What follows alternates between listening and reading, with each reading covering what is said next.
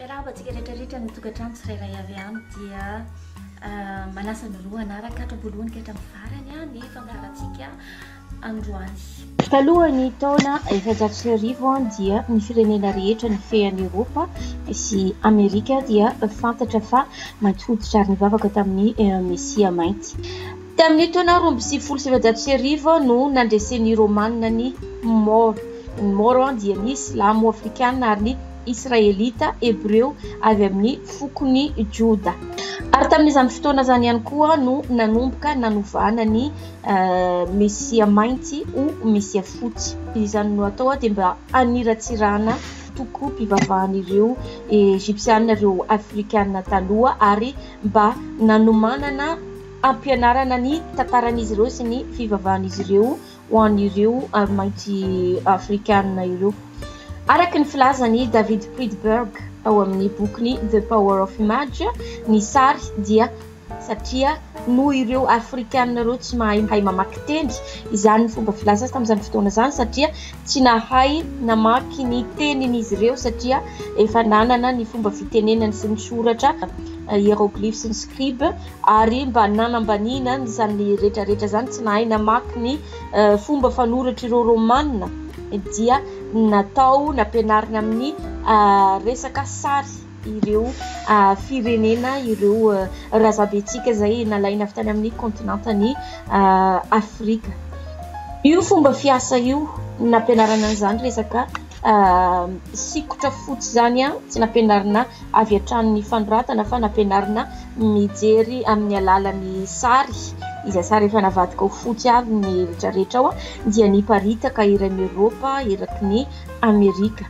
Rehefa nalain'ny Europeanina ary ny razantsika avy tany amin'ny kontinantany morotsiraky ny Afrika ary nitondran'izy ireo azy tany Amerika dia ny zavatra voalohany nataon'izy ireo dia napiditra tao an-tsain'ireo razambetsika ireo sary sikotra fotsy ireo. Nalain'izy ireo ny mombamombantsika ary mianarana ireo razambetsika ireo. Nandrara ihany koa izy ireo mba tsy hampiasa ny fiteny ireo Afrikana na ny teny Hebreo. Nandrara ny hivavaka amin'ny andriamanitrin'izy ireo. Norarana tsy hivavaka amin'ny andriamanitrin'izy ireo ary norarana ihany koa tsy hamaky ny baibolin'izy ireo mba tsy ahitan'izy ireo ny marina. Avy eo napita ny finoany ihany koa izy ireo ary dia rava tanteraka ny mikasika ny mombamomba ny fiainan'izy, mombamomba ny tantarany Afrikana. Tamin'ny fandresena lahatra antsika fa fotsy ny zanak'Andriamanitra dia nampifandraisitsika avy hatrany ny fahitana amin'ny fanamboniana sy ny fanambaniantsika teny. Izany hoe nalefa tao an-tsain'ireo Afrikana hoe fotsy toy le sary sikotra atoro azy ireo sy ampianarina azy ireo dia nampianarin'ireo Europeana hoe fotsy ny Andriamanitra satria fotsy ny zanany dia avy amin'izany alalan'izany zavatra zany natonga ny ireo razambetsika izay nanambany tena ka nanaiky nandevozina. Ka noho izany fanambaniana tena zany dia nanaiky avy hatrany ary nakasitraka ireo razambetsika mba ho andevoziny lehilahy fotsy. Na dia tsy amindefitsona zay isika amin'izao fotoana izao dia mbola maro amin'ireo Afrikana mbola manana toe-tsaina ohatrin'izany manaiky ho ambaniny ireo fotsy hoditra.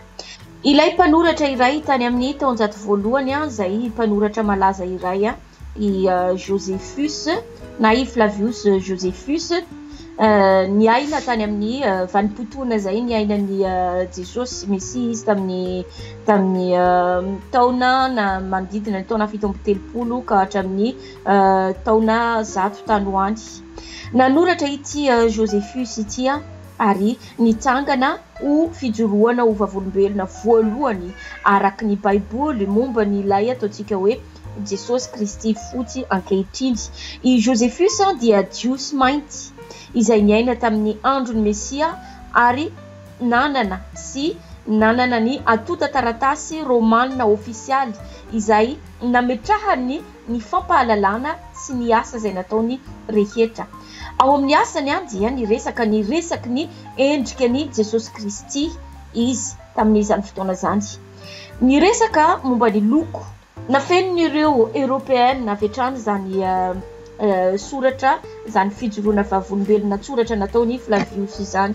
So ihany nefa ny fanisy manam-pahaizana iray izay manam-pahaizana mikasika ny baiboly Robert Eisler tamin'ny fandalinana mahazatra izay nataony tamin'ny 1:700 testimony Josephus momba ny boky izay navoaka ny Josephus dia afaka nametraka ny fijoroany ho vavolombelona ihany koa ity Robert Eisler ity ary nanamarina tanatiny izany boky navoaka zany ny fanarenana nataony Robert Eisler dia mikasika ny boky izay navoaka ny Josephus dia nadika tamin'ny teny rosiana ary aveo nadika tamin'ny teny grika. Raha ny fanerenana navoaka ny Eisler tao anatin'izany boky ny Flavius zany dia mivaky toy izao. Tamin'izany fotoana zany dia nisy lehilahy iray manana hery mahagaga ary natsoina hoe Jesosy ny anarany. Dia raha tamin'ny teny grika kosa indray izy ireo grika kosa indray dia niantso raha navadika teny grika ilay boky ny Flavius dia filazan'ny grika azy dia zanak'Andriamanitra no fiantsoana azy. Lehilahy manana endrika tsotra izy, matotra, mainty hoditra, mazoto, fohy kely ary lava tarehy, lava ny orony ary misy volombava. Miaraka amin'ny volo tsy dia fahita volo miorina curly fiantsoantsika azy ary manana tsipoka eo afovoan-doha toy ny Nazareana miaraka amin'ny volombava tsy dia fahita firy. Io lehilahy io rehefa taty amin'ny fivavahana rehefa navadikin'ireo Européana izy dia ilay lehilahy fohy dia lasa navadika ho lehilahy lava volo bava ihany koa ary malama volo de Kristy, Jesosy Kristy no nanaovana ny anarany tamin'ny Européenne. Fa ohatra kosa izy tamin'ny anarana ny Hebreo dia Yahosha ny anarany raha amin'ny Hebreo sy ireo famohan'ireo Hebreo mainty hoditra ireo azy. Ny kristiana zany dia natao hoe zanak'Andriamanitra manana hoditra sy maso manga. Na izany aza io antota taratasy navoaka ny Josephus io dia manapirofo amin'ny izany kisarisary resahin'ireo Européana ireo ihany fa fanehoana tsara voalohany an Jesosy dia sary hosodoko. Ity sarin'ity Jesosy mainty ity dia mbola hita tany amin'ny 1:700 tao amin'ny rindriny efitranony fanaovana batisany trano fiangonana tany Dura Europos any Syrie. Io sarin'i Jesosy io dia antsoina hoe manasitrana ilay lehilahy paralysy toy ny hita ao amin'ny Marka 2:9 ary mampiseho azy ho lehilahy fohy sy maizina ny hodiny ary miaraka amin'ilay volo aforitra kely afro. Io famaritana io dia notohanany ary nekeny siansa vaovao momba ny antropologue forensika. Tamin'ny taona 2020 ny mpahay siansa momba ny mpikaroka britanika sy ny arkeologista israeliana dia nanangana izay inoany fa izy io no tena Jesosy. Zany hoe io sary hita tany amin'ny trano fiangonana tany Dura Europos io dia io lehilahy fohy sy lehilahy mainty hoditra io izay hita tany amin'ny taona 1:700 io no neken'ireo andiany mpikaroka arkeologista israeliana ireo no tena manakaiky no tena fototra amin'ny no tena azo atao hoe Jesosy. Tamin'ny volana Desambra 2020 ny siansa dia namoaka lahatsoratra mirakitra ny zavatra hita izay nanamafy fa fohy i Jesosy ary ny volony dia miorina ohatrany antsointsika hoe curly ary henjana ny volony ary ity olona ity dia efa zokiolona. Ny masony mainty ary izy mitovy amin'ny semita mainty hoditra fa tsy mitovy amin'io Européenne amin'izao fotoana zao io.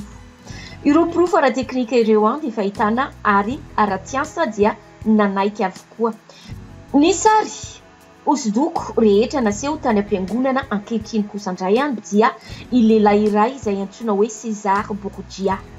raha mbola tsy naheno izany anarana zany dia i César Borgia dia mafia italiana iray kapiteny nitafika papaly tamin'ny taona 510 zanaky papa izy io zanaky papa Alexandre N any Roma ao anatin'ny ezaka nitandroan'ireo andevomainty nampahoriana mba ahafahany izy ireo mihazona ny fanjakan'ny Roma. Ny papa Alexandre N dia nanakaraman'i Leonardo da Vinci sy i Michelangelo mpanao hosodoko ary mba andoko ny sary rehetra ny Kristy mainty tany Eropa amin'ny sary ny zanany lahy dia i César Borgia. Koa satria nalaza ireo artista roa ireo tamin'izany fotoana zany dia nisy fifaninanana ny fandona teo mba ahitana izay avita mampiavaka ny papa amin'ny alalan'ny fanaovana sary hosodoko vaovao any zanaky ny papa izay amitaka an'izao tontolo zao amin'ny fiheverana fa i Kaisara de Jesosy. Ka ny ankamaroany sary maneho an Jesosy Européenne fotsy hitatsika amin'ny sary hosodoko ankehitriny manerana fiangonana manerana ny fivarotana kristiana dia sarin'ny César Borgia fa tsy i tena Mesia. Ary mbola tsy nijanona teo i Michelangelo sy Da Vinci fa mbola nandoko ihany koa ny olona rehetra tao anatin'ny baiboly rehetra izay olona mainty tao anatin'ny baiboly ary navadika ho fotsy hoditra avokoa mamitaka amin'izao fotoana amin'izao tontolo zao ny tena endrika ireo olona ao anatiny zany baiboly zany. Rehefa nandeha ny fotoana ireo sary hosodoko ireo dia nameno ny sain'ireo vahoaka na nameno ny sain'ireo razambetsika tamin'izany fotoana zany ka hatra amin'izao fotoana izao. Ny lohany sy ny volony dia fotsy tahaka ny volon'ondry, fotsy tahaka ny oram-panala ary ny masony tahaka ny lelafy. Ny tongony dia toy ny varahina voadio, toy ny voadio tao anatin'ny lafaoro ary ny feony dia tahaka ny firondron'ny ranobe ao amin'ny apokalipsy ray ka andiny 4:7 ny ahitantsika an'izay. Ao amin'izany andininy zany dia ny aika 100% ijaona hoe tahaky ny io ny endriky ny Mesia izay tsara izao tontolo zao amin'ny fotoana iaviany. Nambarany fa fotsy ny volony ilay Mesia. Midika izany fa madio ilay volo, ilay loha. Fotsy ny volony ary toy ny volon'ondry. Ary ny tongony dia varahina nodorana tao anaty lafaoro. Ny varahina dia iaratsika malala fa volo-chocolat ny lokony.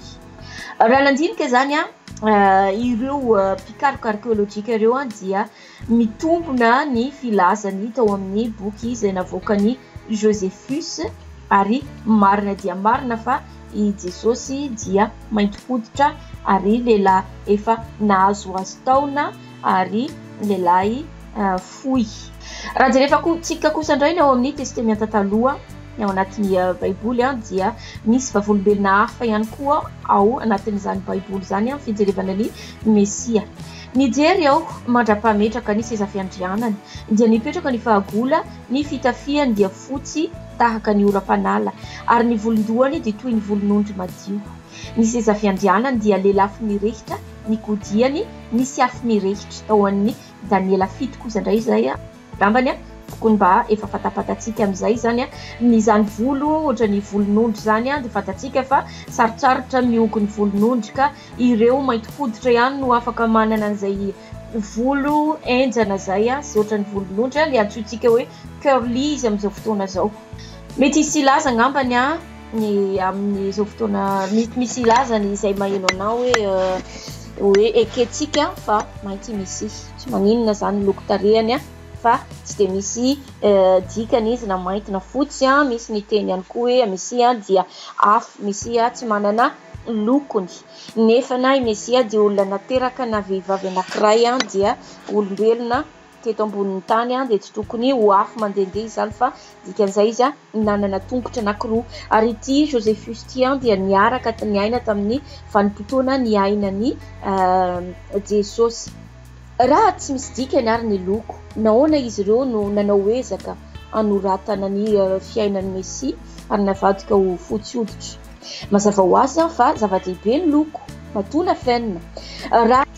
raha tsy misy dikany amin'izy ireo zany a dia tokony navelan'izy ireo ary nolazaina sy nambara tamin'ireo razantsika talohany tena tantara marina fa tsy tokony ny tantaran'izy ireo no nampianarina ary tsy tokony nosakanana ireo razambentsika mainty fototra tamin'izany fotoana zany a hianatra amaky ny baiboly ny vavaka amin'ny andriamanitra ny fa ny fivavahana sy ny baibolyn'izy ireo no nampianarina ary sary hosidokon'izy ireo sary sikotran'izy ireo no nampianarina ireo razambentsika tamin'izany fotoana zany ny tanjona eto aloaloha zava sy aneligelina ny antoko-pivavahana na ireo baiboly fa mitrasy an'ilay tantara histoire tamin'ny voalohany Adama sy Eva ndraisantsika dia nahitana ny Adama chromosome grec sy Eva mitochondriale ary nifaranantsika tamin'i Jesosy teo amin'ny fandarana manaraka indray hijanona anatin'izay tantarany Afrika sy ny tanjaky ny Afrika izay antsika ary ampitoviantsika amin'ny zavatra misy ao amin'ny baiboly manjary lava loatra fa leo aloha zay aloha ny androany dia ataontsika zavatra video hafa indray izy amin'ny manaraka dia isaorana nanaraka hatramin'ny farany dia azadinao manao ny abonné azadinao ny manao like azadinao ihany koa manao commentaire ady manome fotoana mandray amin'ny manaraka video manaraka indray